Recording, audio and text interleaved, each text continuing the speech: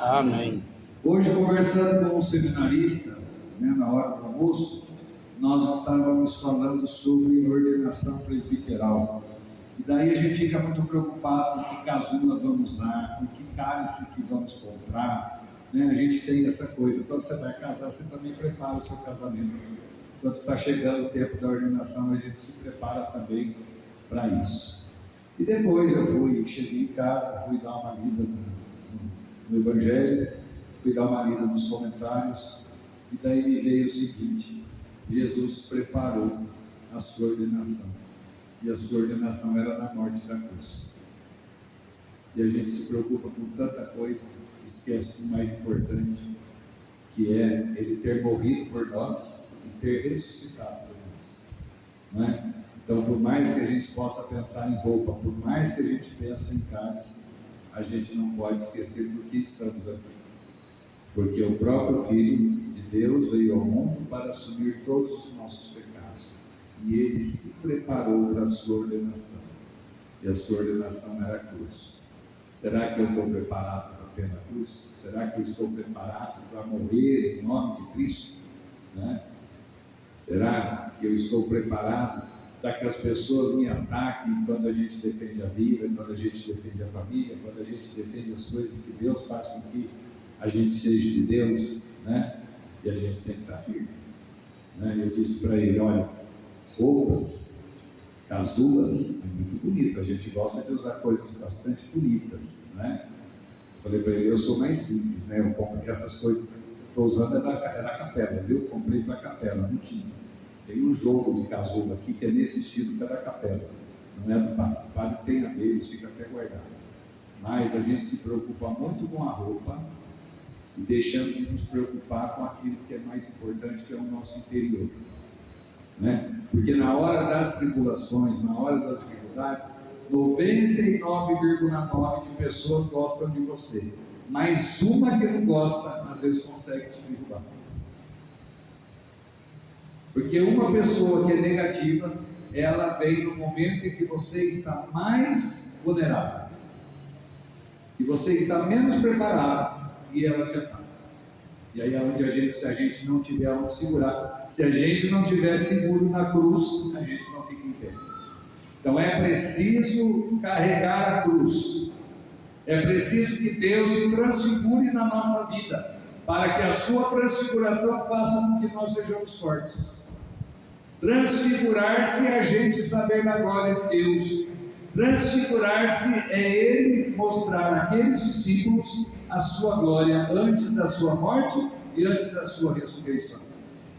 Ele foi preparando todos para que dessem testemunho, E nós somos aqueles que somos preparados pela igreja que vem há muitos e muitos anos nos preparando para que nós estivéssemos aqui. Então, nós precisamos estar firmes na fé, porque se não estivermos firmes na fé, a gente pode cair a qualquer momento, Mas o mais bonito é que a gente cai e Deus nos levanta.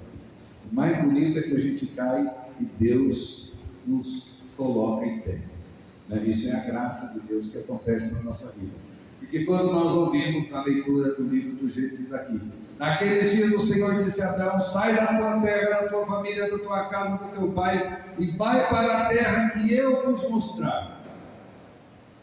Deus nos mostra a terra onde a gente vai. Eu tinha um amigo que já morreu, mas ele dizia assim: santo de casa não faz milagre. Santo de casa não faz milagre. É preciso mudar de cidade. Ele dizia: às vezes a gente precisa mudar de cidade para que a vida da gente possa crescer. Às vezes a gente precisa mudar de cidade para que a gente possa crescer na vida. A gente não pode ficar enraizado num lugar só. Por isso o padre não pode ficar enraizado num lugar só. Por isso o bispo não pode ficar enraizado num lugar só. É preciso trabalhar, é preciso fazer. Deu para fazer, não deu, deixa para outro. Deus te mandou para outro lugar, vá para outro lugar.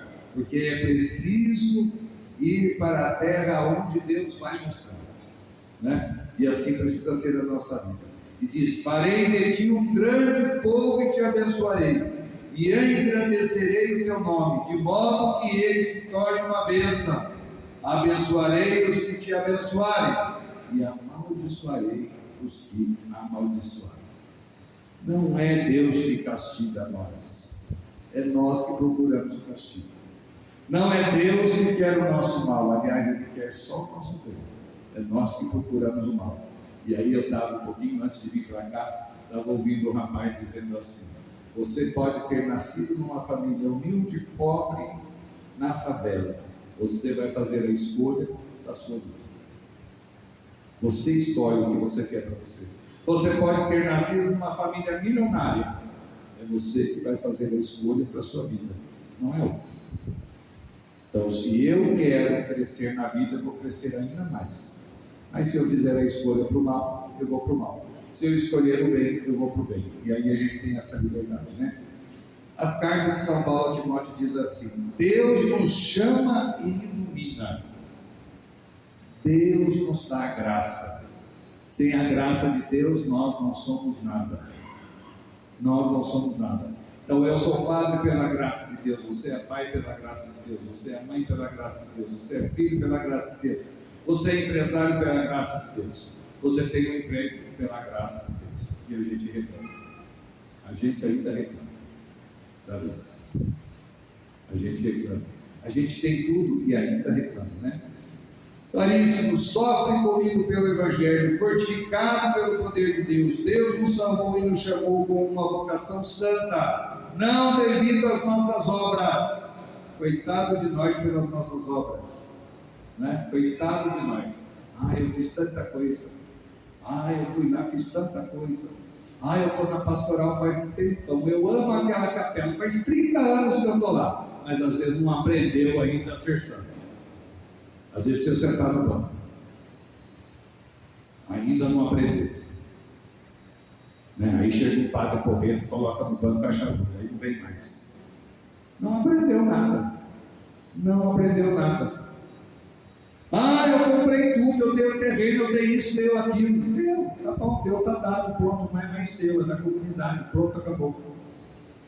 Antigamente o costume de comprar banco tem que colocar o nome de cada um, né? O cara fazia uma pilastra e colocava o nome dele. Fazia não sei o que e colocava o nome dele. Para com isso. Eu não sei se eu vou construir igreja. Não sei. Ainda não tive a oportunidade de construir igreja nenhuma.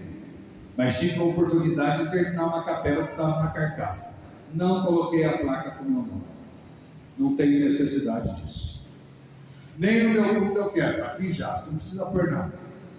Eu quero que o meu nome esteja gravado no livro de Deus, na eternidade.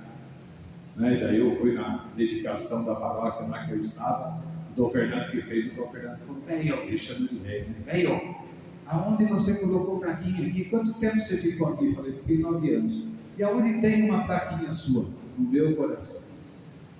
Não preciso de nome para paróquia. Paróquia é de todos, não é do Papa, é de todos. Tem muitos que colocam placa, não é padre mais. Padre André tem o nome lá, mas não é padre mais. Lá na outra paróquia encantada tem outro padre, não é padre mais. Não precisa pôr nome. A gente tem que fazer com que as pessoas não esqueçam da gente. Isso a gente já faz. E se você fizer isso, já está de bom tamanho. Saiba e deixa a porta aberta para você voltar quando Deus pedir. Então é devido à graça de Deus, desde toda a eternidade. Esta graça foi revelada agora pela manifestação do nosso Salvador Jesus Cristo. Ele não só destruiu a morte, como também fez brilhar a vida e a imortalidade por meio do Evangelho. Então que nós possamos ouvir a voz de Deus. O Evangelho de hoje vai falar que o rosto brilhou como o sol. Jesus tomou consigo Pedro, Tiago e João e seu irmão e nos levou a um lugar à parte sobre uma alta montanha. E foi transfigurado diante deles, o seu rosto brilhou como o sol, e suas roupas ficaram brancas como a luz. Isto apareceu-lhes Moisés e Elias conversando com Jesus. A transfiguração é a própria glória do Senhor, é a própria ressurreição, que apareceu para Pedro, Tiago e João. Eles foram contemplados com esta graça. E daí de geração em geração foi passando para nós. Então Pedro tomou a palavra e disse: Senhor, é bom ficarmos aqui. Se queres, vou fazer aqui 3 tendas. Uma para ti, outra para Moisés e outra para Elias. Pedro ainda estava falando quando uma nuvem luminosa cobriu com sua sombra. E eles não viram mais nada, caíram da cara na terra, no chão. E quando acordaram, Jesus colocou a mão neles, eles levantaram e viram quem? Jesus. Somente Jesus, né?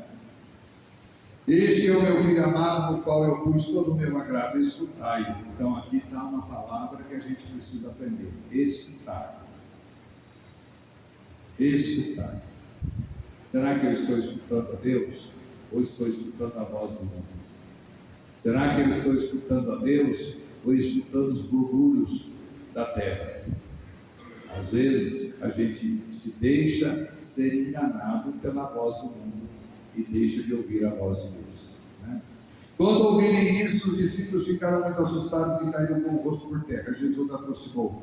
Aqui outra palavra importante: ele tocou. Jesus quer tocar cada um de nós. Jesus está tocando agora o seu coração, a sua alma, a sua família. Jesus tocou neles e disse. E Jesus agora está tocando em cada um de nós, dizendo assim: ó, levantai-vos e não tenhais medo. Por que ter medo? Qual é o medo que te assola? Qual é o medo que faz com que você não caminhe?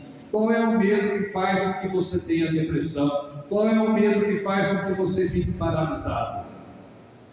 Será que não é o pecado que está te paralisando?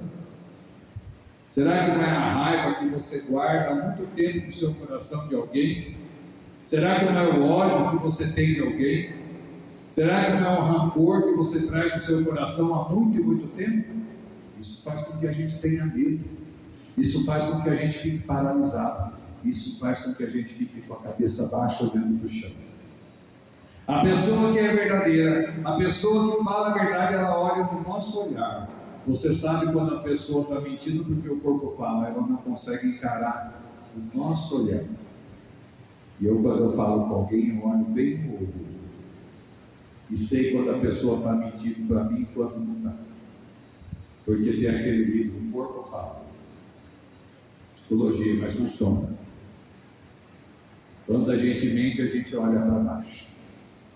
Quando a gente mente, a gente olha para o lado. Nunca olha na cara da pessoa. Pode fazer experiência.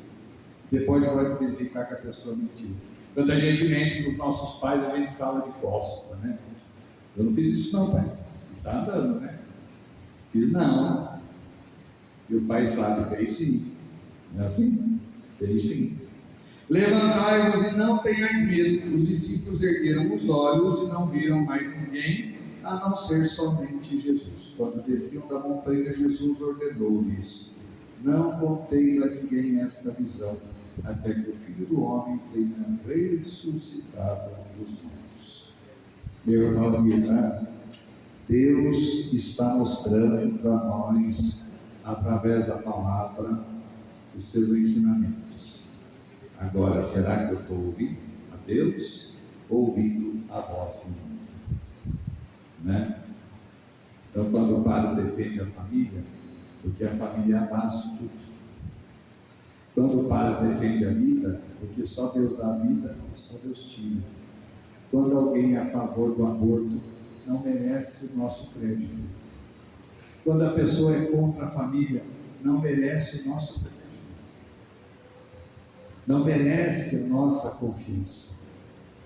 E nós, católicos, apostólicos, romanos e alguns padres, até bispos, às vezes apoia essas pessoas que não apoiam a família e que não apoiam a vida. Então nós precisamos também rezar pela conversão da nossa igreja. E aí, o padre Luiz Carlos, não sei o quê. Eu sou sim, sou contra o aborto. E tenho a minha base fundamentada na família. Nossos filhos crescem e vai estudar fora. Nossos filhos crescem e a gente tem que dar asa para que eles possam voar. Mas se ele teve família, ele teve uma base, um alicerce bem feito, ele pode pisar no alicerce e dar o pulo que ele não cai. Mas se não tem uma família, o alicerce é xoxo.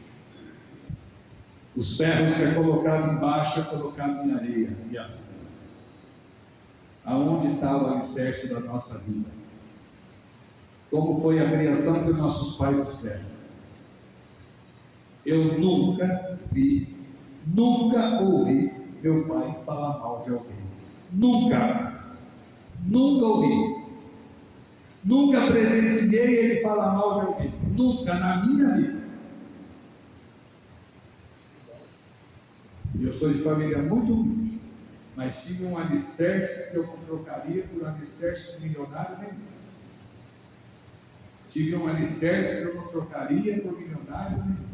Nasci na família certa, nasci na família correta, nasci na família onde Deus me deu, porque sempre o terreno do vizinho é mais bonito que o nosso, sempre o pai do outro é melhor que o nosso, sempre o pago do outro é melhor que o nosso, sempre o bispo do outro é melhor que o nosso.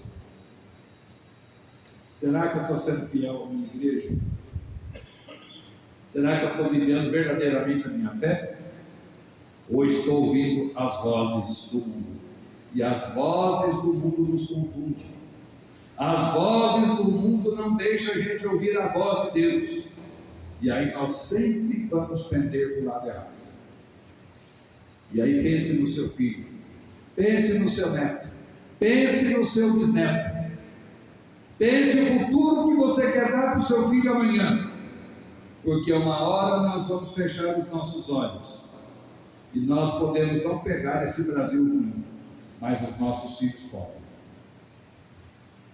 Eu já cheguei naquela época que eu já estou assim, já estou descendo, já vivi 50% da minha vida, não tenho dúvida disso. Eu não chego a 100 anos nem a pau, só se Deus for muito misericordioso comigo, só Ele sabe. Mas eu tenho consciência que eu não devo chegar nos 100 anos. Já estou com 58. Né? Fiquemos atentos. Vamos defender as famílias. Vamos defender a vida. E vamos ouvir o que Deus tem para nos falar na palavra de Deus. E não dar confiança para a voz dos mundos. Né? Gente, tanta roubalheira, e a gente acredita em Papai Noel. A gente acredita em Papai Noel. Abra o olho, meu irmão. Abra o olho, minha irmã. E preste atenção. Porque quando a ideologia vai tomando conta da nossa vida, nós vamos perdendo o senso crítico e a gente vai aceitando, mesmo que o cara seja ladrão, a gente vai dizer que ele é honesto. Mesmo que a gente tenha visto as provas, a gente vai dizer que ele é honesto. Porque a ideologia já entrou na nossa mente, até no nosso espírito, na nossa alma. Cuidado, hein? Cuidado. Que o Espírito Santo nos ajude a enxergar o que é verdadeiro e o que é real. E acreditemos naquilo que Deus nos ensina, que é a família e que é a vida. Quem gosta, gosta. Quem não gosta, não posso fazer nada. Porque eu vou defender a família até o último momento da minha vida. E vou defender a vida indo contra o aborto até o último momento da minha vida. Porque nós somos padres, nós atendemos as pessoas que fazem o aborto e sabemos o quanto isso prejudica a vida da pessoa. E a gente acha que a gente pode tirar a vida de alguém. A gente acha que a gente pode fazer do nosso corpo o que a gente quer. Pergunte para você mesmo se você gostaria de ter sido abortado. Eu não. Creio em Deus Pai, Todo-Poderoso, Criador do céu e da terra, e em Jesus Cristo, seu único Filho, nosso Senhor,